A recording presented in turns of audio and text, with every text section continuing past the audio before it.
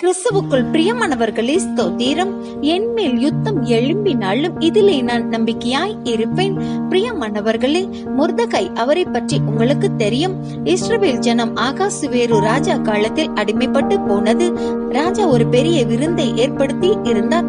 அதில் ராஜா அதிக திராட்சரசம் உண்டதால் பேரழகியான ராணியை ஜனத்திற்கு காண்பிப்பதற்காக கிரீடம் அணிந்து வஸ்தியை வர சொன்னார்.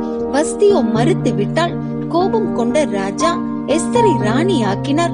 ஆமான் என்பவனை ராஜா பிரபுக்களுக்கு மேலாக உயர்த்தி வைத்திருந்தார். ஆமானை மொர்தெகாய் வந்தனம் செய்யாத காரணத்தினால் இஸ்ரவேல் ஜனத்தை அழிக்கவும் மொர்தெகாயை தூக்கிலிடவும் திட்டமிட்டிருந்தான்.